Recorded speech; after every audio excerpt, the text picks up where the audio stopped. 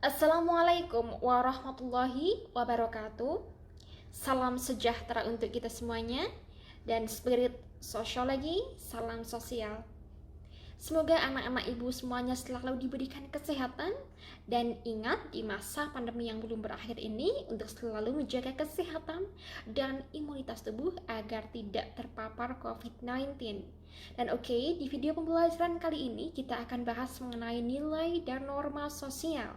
Ya, meliputi jenis-jenis nilai sosial serta fungsi dari nilai sosial, kemudian jenis-jenis norma sosial serta fungsi dari norma sosial.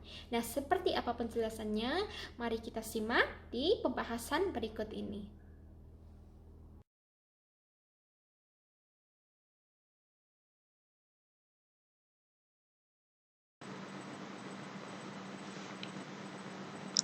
Oke, anak-anak ibu semuanya, kita akan bahas mengenai nilai dan norma sosial.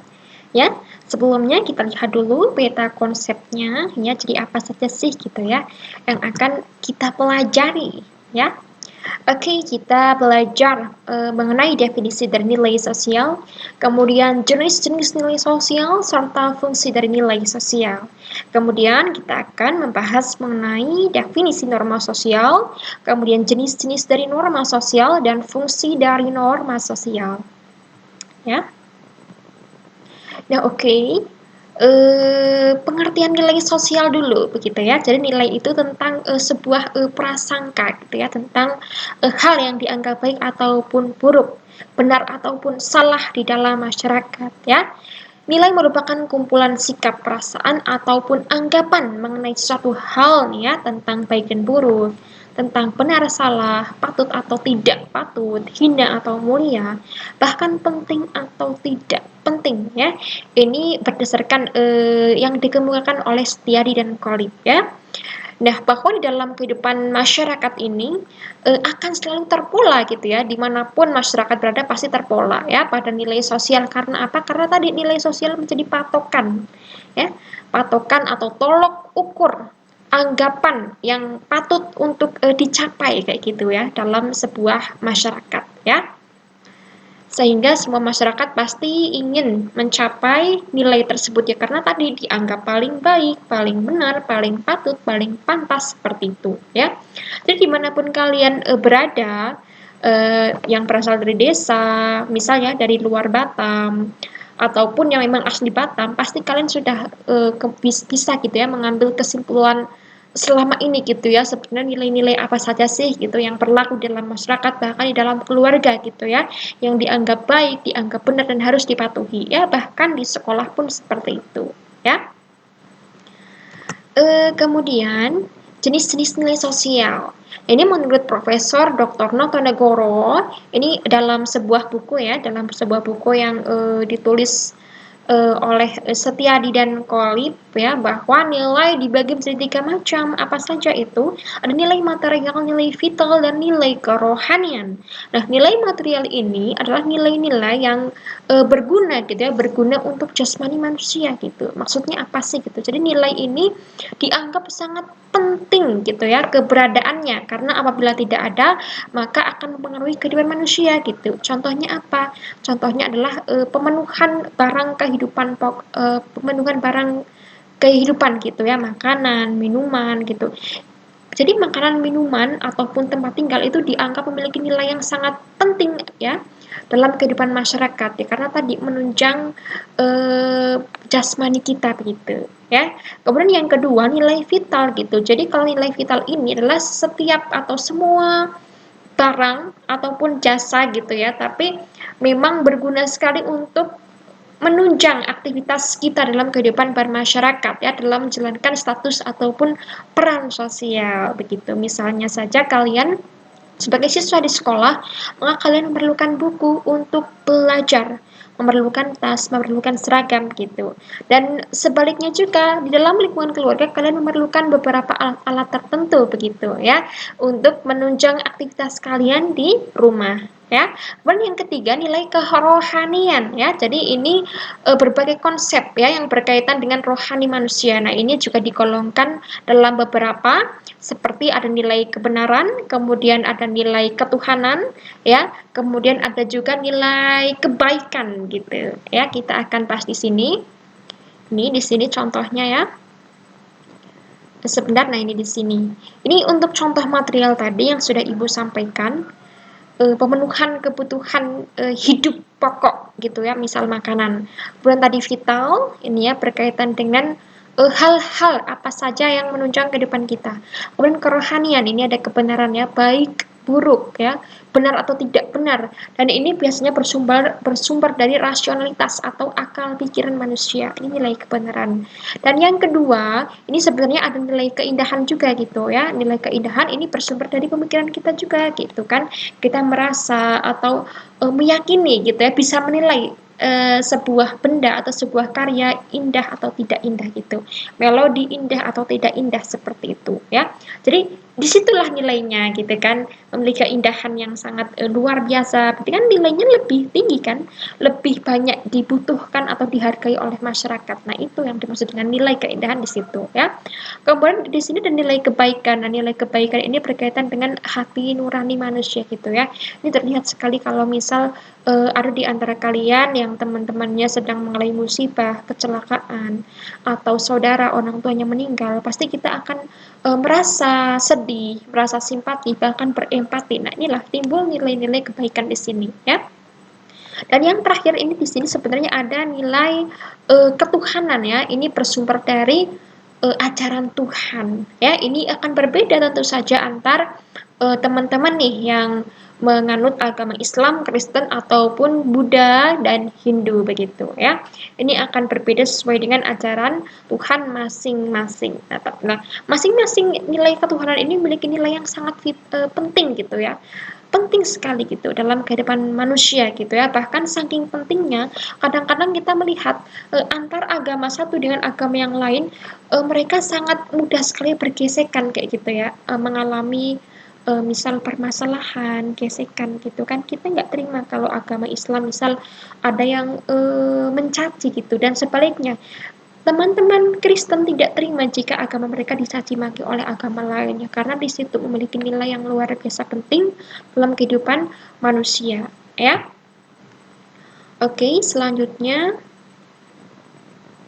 Nah, berdasarkan ciri-cirinya, nilai sosial terbagi menjadi dua jenis. Apa saja itu? Nilai dominan dan nilai mendarah daging. Apa sih itu ya? Nah, nilai dominan ini nilai yang dianggap lebih penting dibandingkan dengan nilai yang lainnya. Misalnya apa sih? Nilai religi atau nilai tradisi. Ya, antar daerah satu dengan daerah yang lain memiliki tradisi yang berbeda-beda, dan ini biasanya akan dominan di sebuah daerah. Misalnya kalau di Jawa Tengah itu ada daerah Dieng yang terkenal dengan beberapa culture-nya ya, kemudian adat-adatnya gitu, upacara adatnya, kegiatan-kegiatan adatnya kayak gitu, dan ini tidak kita jumpai di daerah lain seperti itu ya. Ataupun kalau kita melihat teman-teman kita atau masyarakat yang ada di sebuah suku pedalaman kayak gitu ya, misal suku Baduy gitu, suku Asmat ya, suku Kaili, kemudian suku Mentawai, ataupun kemudian suku Anak Dalam, suku Jambi, tentu saja mereka punya nilai, punya aturan, punya tradisi yang sangat berbeda dan sangat unik dibandingkan dengan nilai yang ada di masyarakat lainnya gitu. Nah, inilah yang kemudian kita sebut sebagai nilai dominan ya. Itu. Ataupun kita juga bisa melihat nilai dominan ini pada kegiatan-kegiatan keagamaan besar kayak gitu ya. Misal pada acara Imlek ya, kemudian Lebaran gitu kan, Natal gitu. Kita akan melihat hal-hal yang dilakukan oleh masyarakat yang sangat dominan kayak gitu, dan hanya dilakukan oleh masyarakat penganut agama tersebut saja gitu ya. Nah, kemudian nilai yang mendarah daging ini nilai yang sudah menjadi kepribadian gitu dan kebiasaan, sehingga ketika seseorang melakukannya kadang tidak melalui proses berpikir atau pertimbangan gitu ya. Kadang kayak refleks aja gitu ya. Misalnya seseorang akan menoleh ketika dipanggil namanya oleh orang lain. Bisa nih dicoba nih kalau nggak percaya ya. Dan ini sesuatu yang kita di refleks banget gitu kan. Kita dipanggil nama, oh iya kayak gitu saya gitu. Atau kalian bertemu dengan teman, bertemu dengan orang tua nih ya. Kalau memang kesopanan itu sebuah kesopanan sudah menjadi bagian dari kepribadian kalian, pasti kalian secara langsung, secara refleks akan membungkuk gitu di hadapan ketika lewat di depan bapak ibu guru atau orang tua ataupun di transportasi umum gitu ya, kalian melihat ada kakek-kakek atau nenek atau bahkan orang tua yang sedang mengandung besar hamil, nah kalian tanpa tanpa berpikir panjang gitu langsung mempersilahkan tempat duduk kalian untuk orang itu gitu. Ini sebenarnya nilai yang mendarah daging kayak gitu ya. Dan nilai-nilai ini dominan ataupun mendarah daging sebenarnya sudah kita peroleh melalui sosialisasi baik yang terjadi di keluarga kita ataupun di lingkungan sekitar kita atau bahkan di sekolah di pendidikan formal ya. Nah, kita mendapatkan nilai-nilai itu. Gitu ya. Semoga bisa dipahami ya. Nah, ini di sini juga Ibu contohkan juga nih hal lain nih ya. Ini sekaten ada di masyarakat Jawa Tengah ya. Kalau mungkin yang pernah ke Yogyakarta, ini setiap tahun pasti diadakan ini ya sekaten. Jadi upacara sekaten ini untuk memperingati kelahiran Nabi Muhammad SAW ya. Ini di kawasan keraton biasanya ya, keraton Yogyakarta ya. Nah, kemudian ini nilai yang mendarah daging nih ya, terutama kalau teman-teman atau saudara kita yang tinggalnya di kawasan desa gitu ya, itu nilai gotong royongnya masih sangat tinggi gitu. Jadi kalau ada seorang warga nih, mereka sedang kesulitan, sedang punya hajatan atau punya keperluan, misalnya di gambar ini kan ingin ini ya berpindah rumah gitu ya. Nah, ini masyarakat tanpa dimintai tolong mereka akan langsung membantu, menolong kayak gitu. Jadi nilai gotong royongnya masih sangat tinggi gitu ya, mendarah daging di masyarakat tersebut. Nah, perlu kita ketahui bahwa tadi nilai dominan ataupun nilai gotong royong ini akan berbeda antar daerah gitu. Jadi tidak sama ya, gitu ya. Oke, selanjutnya adalah fungsi dari nilai sosial. Apa saja sih gitu ya. Nah, fungsi umum dari nilai-nilai sosial menurut Huki dalam Basrawi ya. Jadi ini kutipan ya, kutipan dalam sebuah buku yang ditulis oleh Basrawi tahun 2008. Dan di dalamnya ada penjelasan oleh Huki gitu ya. Nah, yang pertama bahwa nilai menyumbangkan seperangkat alat untuk menetapkan harga dari individu dan kelompok sebagai upaya untuk mendukung terwujudnya stratifikasi dan mengetahui posisi di antara masyarakat dalam lingkup tertentu kayak gitu ya. Karena tadi misal gini loh, kenapa kita ngomong stratifikasi, katakanlah dalam lingkup pendidikan jenjang antara SD, SMP, SMA, S1, S2, S3 lebih tinggi yang mana? S3. Gini loh, misal ibu lulusan sarjana atau S1, maka ilmu yang ibu dapatkan, ilmu yang ibu ketahui tentu akan jauh berbeda, lebih kurang dibandingkan dengan mereka yang lulusan doktoral ataupun magister ya, S2, magister ataupun doktoral S3. Itu berbeda. Dan dalam masyarakat semakin tinggi pendidikan yang bisa dicapai maka mereka semakin dihargai ya, tadi ini stratifikasi gitu ya.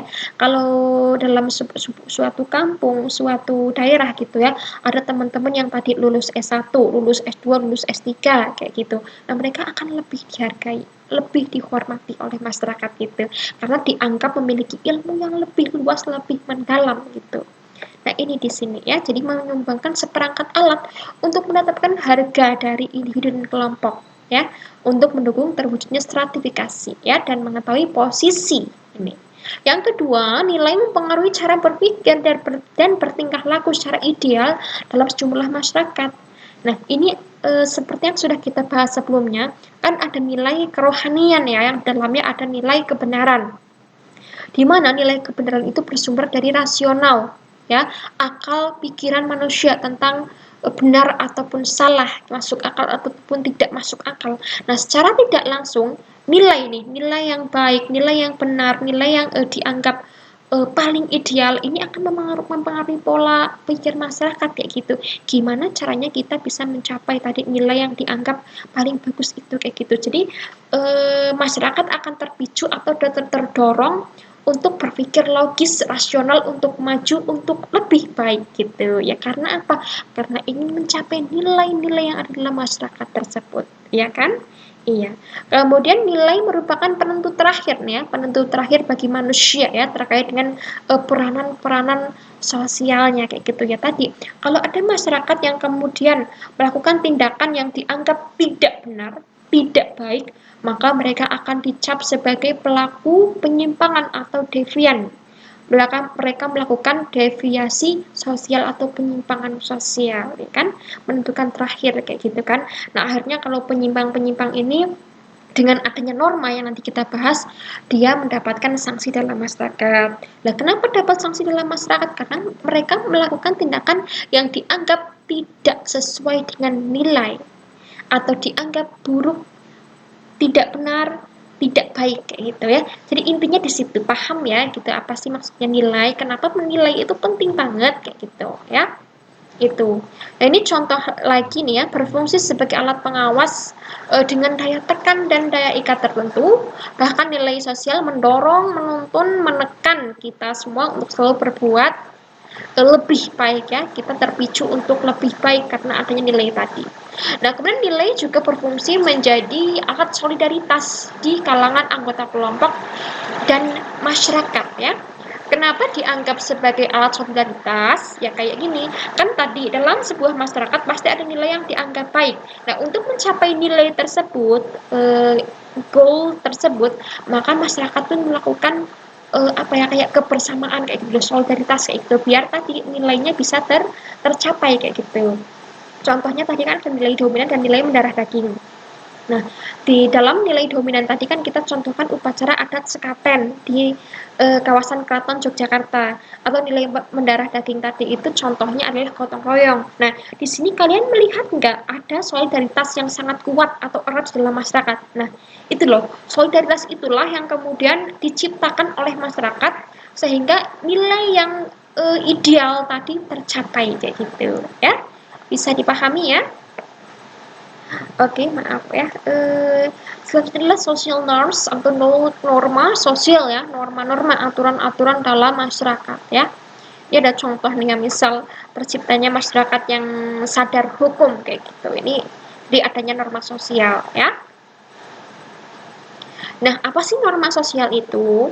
Jadi norma sosial itu berasal dari kata norms ya, aturan-aturan dan sosial ya, society atau masyarakat ya. Nah, norma dibentuk di atas nilai sosial dan diciptakan untuk menjaga dan mempertahankan nilai sosial. Nah, ini terlihat keterkaitan antara nilai dan norma ya. Jadi sebuah nilai atau masyarakat untuk bisa mencapai sebuah nilai maka harus ada norma di situ kayak gitu. Jadi nilai nggak bisa berjalan sendirian kayak gitu, nggak bisa dicapai sendirian kayak gitu, tanpa adanya norma kayak gitu lah ya. Nah, menurut Suryono Sukanto bahwa norma sebagai aturan ya, aturan dalam kehidupan masyarakat yang menjadi patokan atau pedoman perilaku yang pantas dan disertai dengan tingkah laku, bahkan kemudian ada sanksi kayak gitu kan yang kemudian diabstraksikan kayak gitu ya. Jadi di sini tadi aturan sosial ya menjadi patokan atau pedoman disertai dengan tingkah laku. Jadi tingkah laku yang sesuai norma itu seperti apa sih kayak gitu. Kemudian sanksi-sanksi, aturan-aturan yang diabstraksikan kayak gitu. Itu seperti apa kayak gitu ya. Nah, jenis-jenis norma sosial ini ada dua nanti ya. Yang pertama ini berdasarkan kekuatan mengikatnya ya, menurut Suryono Sukanto yang menyebutkan ada beberapa norma yang punya kekuatan mengikat. Yang pertama apa? Usage atau cara. Yang kedua, kebiasaan atau vocation. Yang ketiga adalah tata kelakuan atau mores, dan yang terakhir adalah custom atau adat istiadat. Nah, ini di sini norma dari tingkatan yang apa namanya? Daya ikatnya itu lebih rendah ke yang paling tinggi. Jadi maksudnya daya ikatnya rendah itu gini. Kalau terkait dengan cara di sini, nanti di sini sanksinya lebih rendah dibandingkan dengan kebiasaan. Nah, dan seterusnya gitu. Jadi adat istiadat atau custom ini kalau yang melanggar adat istiadat nanti sanksinya jauh lebih tinggi gitu ya dibandingkan yang melanggar tata kelakuan, yang melanggar kebiasaan ataupun cara. Nah, ini cara lebih menonjol di dalam hubungan antar individu dalam masyarakat. Nah, sebenarnya cara itu gini loh. Cara atau kebiasaan ya, tata cara. Ya, ini loh, cara bertingkah laku yang ada dalam masyarakat ya gimana gini loh kalau orang yang melanggar cara biasanya akan mendapatkan sanksi tapi sanksinya masih sangat ringan atau kecil contohnya adalah cara makan yang baik dan benar setiap daerah sangat mungkin berbeda atau bahkan kebiasaan ini kita kaitkan dengan kebiasaan ya atau bahkan kebiasaan kita di rumah kayak gitu kan kebiasaan kita di rumah tapi ini kebiasaannya berbeda ya, nanti lebih meningkat ya. Atau mungkin gini, cara makan. Kita rubah aja kata kebiasaan dengan cara ya untuk yang pertama. Jadi cara makan di rumah. Kalau kalian makan di rumah mungkin ada yang nggak harus pakai aturan makan ketat kayak gitu kan. Ada yang kakinya di atas kursi semua kayak gitu kan. Makan berdecap kayak gitu, makan dengan tangan kiri kayak gitu. Mohon maaf ya misalnya ya. Nah, ini akan dianggap tidak sopan oleh suatu masyarakat tertentu atau bahkan oleh orang tua kalian kayak gitu, ya kan? Nah, nanti sanksinya apa? Diejek kayak gitu. Makan kok berdecap sih kayak gitu. Atau kemudian makan kok kakinya di atas kursi. Nah, misalnya seperti itu. Nah, sanksinya hanya sebatas ejekan atau sindiran saja. Nah, ini harapannya dengan sindiran atau ejekan masyarakat atau individu menjadi sadar kayak gitu. Oh, ternyata cara makan saya nggak sopan kayak gitu, kurang benar gitu. Nah, ini di sini cara. Jadi tadi daya ikatnya masih lemah banget ya kan. Makanya banyak banget gitu orang yang kemudian melakukan penyimpangan terhadap cara ya. Apalagi setiap daerah beda-beda caranya. Yang kedua, kebiasaan. Nah, ini cara yang dilakukan berulang dan terus menerus kemudian diterapkan oleh banyak masyarakat itu lama kelamaan akan jadi kebiasaan. Nah, sesuatu hal atau suatu perbuatan yang sudah menjadi kebiasaan atau always ini daya ikatnya lebih tinggi ya dibandingkan yang sebelumnya ya ini punya kekuatan mengikat yang lebih besar daripada cara kayak gitu. Nah, contohnya apa sih? Kebiasaan jalan di sebelah kiri ya kebiasaan awalnya dulu kebiasaan loh awalnya ya kemudian kalau kita jalan di sebelah kanan nih dan kita kemudian ada kendaraan lewat kayak gitu pasti kan yang nanti yang salah kan kita kayak gitu kan kita diklakson gitu jalan kok di sebelah kanan kayak gitu atau ditegur dengan sangat keras kayak gitu ya kan ataupun contoh yang lain kalau kita bertamu ya kita mengetuk pintu kebiasaan kayak itu mengetuk salam dan hanya 3 kali saja tidak boleh lebih dari 3 kali kemudian setelah bertemu dengan orangnya kita pasti menyalami orangnya itu kayak udah melekat banget kayak gitu udah jadi kebiasaan banget kayak gitu ya kan apalagi lebaran nih buat teman-teman yang muslim kayak gitu kan ini pasti sangat sangat kayak gitu kan dengan apa namanya dengan tadi salam kayak gitu kan. Nah, ini kalau dilanggar biasanya akan ditegur kayak gitu, ditegur dengan keras kayak gitu. Ya, ditegur dengan keras. Ini kalau kebiasaan ya. Jadi hukumannya ya mungkin ada yang memberikan hukuman fisik ya kalau kita udah keterlaluan banget kayak gitu kan pertama ke rumah orang tapi sangat tidak sopan itu kan bisa diusir kan misal ya nah ini jadi lebih kuat atau lebih keras tadi sanksinya dibandingkan dengan cara kemudian selanjutnya adalah tata kelakuan atau mores nah ini tata kelakuan kayak gitu ya berawal dari kebiasaan-kebiasaan yang kemudian udah melekat di dalam masyarakat dan akhirnya sudah diciptakan aturan kayak gitulah ya jadi gini tata kelakuan biasanya sudah ada di dalamnya tuh kayak larangan, anjuran kayak gitu ya karena tadi mungkin awalnya dari kebiasaan masyarakat akhirnya jadi anjuran. Nah kemudian ketika ada masyarakat yang melakukan tindakan yang dianggap sangat buruk nanti akan mendapatkan sanksi yang sangat keras kayak gitu contohnya adalah membunuh mencuri kayak gitu ya, mencuri, membunuh, berjudi kayak gitu. Itu kan tindakan yang apa ya, tidak bisa ditolerir oleh masyarakat kayak gitu ya. Ini sanksinya lumayan besar kayak gitu kan, kadang-kadang dikucilkan atau diusir dari kampung kayak gitu. Apalagi kalau di desa itu biasanya pergaulan remaja kan masih lebih ketat ya dibandingkan di kawasan perkotaan gitu. Misal anak gadis nggak boleh keluar larut malam kayak gitu, atau tidak boleh terjadi hamil di luar nikah kayak gitu. Nah, jadi di sini ada hukum tata kelakuan atau mores kayak gitu ya. Nah, selanjutnya adalah adat istiadat nih ya. Ini sanksinya lebih keras dibandingkan mores, folkways, dan usage. Nah, contoh adat istiadat ini ada banyak ya. Mungkin kalian nanti bisa cari contoh dari daerah kalian masing-masing. Nah, di sini Ibu contohkan kalau kawasan Aceh kayak gitu ya.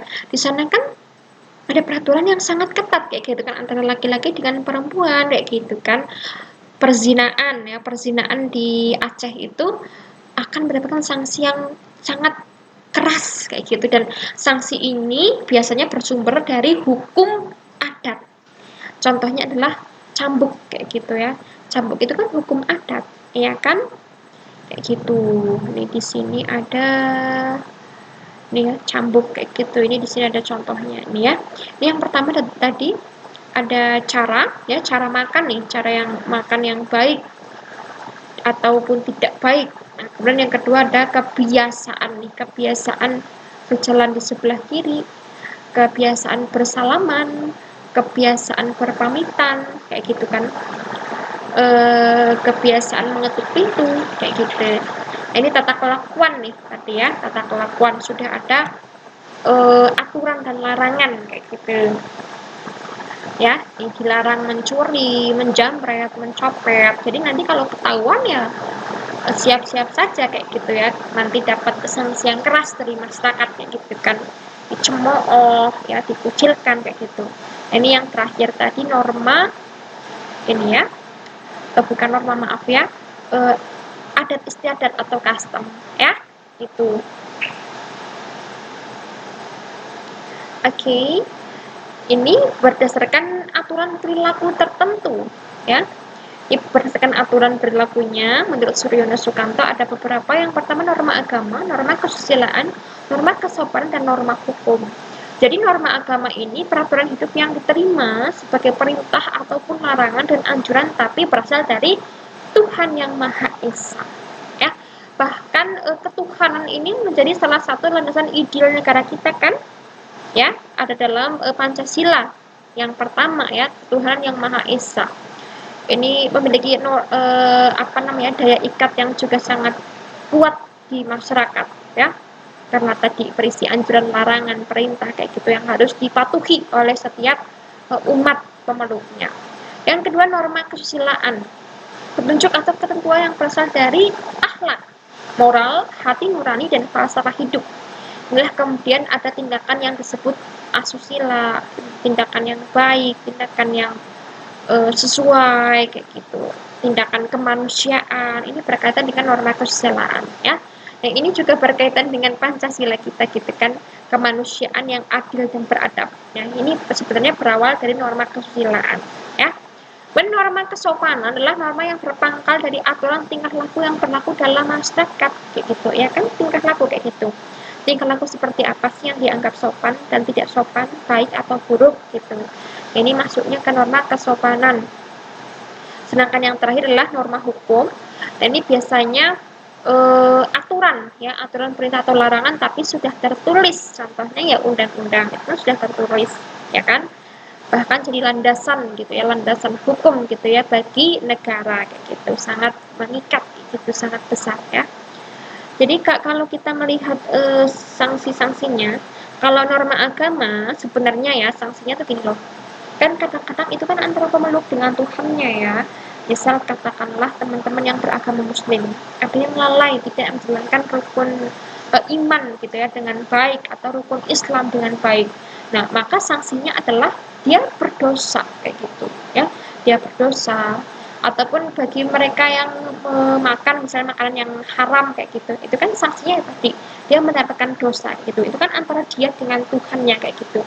Atau bahkan kadang-kadang apa ya, masyarakat itu kan percaya gitu ya dengan adanya azab kayak gitu. Nah, mungkin ketika dia mendapatkan sebuah musibah dan dia meyakini itu sebagai apa ya, kayak balasan dari tindakan buruknya kayak gitu misal ya. Dan maksudnya masyarakat percaya bahwa Tuhan itu adil. Jadi ketika mereka melanggar ya, melanggar aturan-aturan agama, mereka juga sadar dalam hati bahwa ini tidak sesuai dengan apa yang Tuhan sudah ajarkan kayak gitu. Dan mereka juga sadar bahwa suatu saat mungkin mereka akan mendapatkan tadi apa balasan gitu ya dari Tuhan kayak gitu. Nah ini di sini normanya ya. Kemudian norma kesusilaan ini juga hati nurani ya. Ibu yakin setiap manusia, setiap individu pasti punya hati nurani. Hanya saja ya, banyak kemudian masyarakat yang melakukan tindakan menyimpang, tindakan yang tidak manusiawi ya, tindakan yang tidak manusiawi. Ibu yakin apa ya, sejahat apapun orang ketika mereka melakukan pembunuhan, pencurian, perampokan, pasti dalam hati kecilnya akan merasa bahwa tindakan saya ini salah. Itu pasti. Nah, itu yang dimaksud dengan norma kesusilaan ya. Itu dia. Ini kaitannya dengan kesusilaan ya. Nah, nanti kan kalau actionnya atau tindakannya sendiri yang menyimpang tadi nanti dikaitkan dengan hukum ya, karena menyalahi aturan yang tertulis dalam masyarakat ya. Tapi secara kesusilaan ya tadi mereka tahu bahwa mereka salah, tidak sesuai dengan apa yang seharusnya hati mereka kayak gitu. Dan masyarakat pun merasa seperti itu gitu. Mesti kayak gini loh. Kayak masyarakat tidak bisa menerima mereka yang melakukan perjudian, perzinaan ya. Kawasan lokalisasi, kawasan perjudian biasanya akan ditutup atau digusur oleh masyarakat ya, karena bagi mereka itu tidak sesuai dengan moral atau hati nurani yang diharapkan oleh masyarakat. Nah, ini di sini kaitannya dengan norma kesusilaan ya. Nah, kemudian kaitannya dengan norma kesopanan ini pun sebenarnya ada dalam kehidupan kita sehari-hari banget ya kan. Ibu yakin di antara kalian yang mendapatkan pola didik, pola asuh yang katakanlah tidak bermasalah gitu ya, lancar kayak gitu ya, karena nanti ketika kita belajar sosialisasi itu kan ada sosialisasi dari apa ya, sosialisasi yang lancar, atau yang kedua itu ada sosialisasi subkebudayaan menyimpang ataupun sosialisasi tidak sempurna kayak gitu. Nah ini teman-teman dalam proses sosialisasi itu pasti menerima didikan semacam yang sopan mana sih, yang nggak sopan mana sih kayak gitu. Nah ketika kita tidak sopan pasti kita juga selain nanti dapat sanksi kayak gitu kan dari orang-orang sekitar, kita juga apa ya, akan merasa bahwa oh tindakan saya ini nggak sopan kayak gitu loh ya gitu. Kemudian norma hukum ya tadi ini ya, tujuannya untuk menciptakan masyarakat yang tertib ya, tertib hukum, untuk menciptakan negara yang baik ya, good governance gitu, maka harus ada norma hukum kayak gitu untuk membatasi tindakan masyarakat agar tidak semaunya kayak gitu ya. Ya karena apa, meskipun masyarakat tadi sudah memegang agama, masyarakat sudah punya hati, masyarakat tahu kesopanan, tapi kadang-kadang banyak masyarakat kita yang melakukan penyimpangan atau deviasi sosial. Makanya kita butuh sekali dengan adanya norma hukum atau aturan agar tertib sosial, keteraturan sosial bisa tercapai dalam masyarakat, agar ketentraman bisa diwujudkan. Nah, seperti itu ya sebenarnya tujuan dari adanya norma-norma ini kayak gitu ya. Nah, kemudian lagi ini contoh yang tadi, ini keagamaan ya. Keagamaan, kemudian kesusilaan tadi, kesusilaan ya, kesopanan ya kan. Terus ini ada norma hukum ya, itu dia. Nah, fungsi norma sosial juga kita rinci lagi di sini. Selain yang sudah Ibu sampaikan tadi ya, menjadi pedoman atau patokan perilaku masyarakat, menjadi alat untuk menertibkan dan menstabilkan kehidupan sosial, menjadi standar petunjuk atau sistem kontrol dalam masyarakat, menciptakan keterlibatan dan keadilan dalam masyarakat, menjadi dasar untuk memberi sanksi kepada mereka atau warga yang melanggar norma dan mengatur tingkah laku masyarakat agar sesuai dengan nilai yang berlaku. Ya, oke. Oke ya. Oke, sudah selesai pembahasan kita tentang nilai dan norma sosial ya. Baiklah anak-anak ibu semuanya, demikian tadi penjelasan kita mengenai jenis-jenis kemudian fungsi dari nilai dan norma sosial ya. Semoga bisa dipahami dan sampai jumpa di video pembelajaran berikutnya di pembahasan kita mengenai materi sosialisasi. Oke? Spirit sosial lagi, salam sosial. Sekian dari Ibu. Wabillahi taufiq wal hidayah. Wassalamualaikum warahmatullahi wabarakatuh.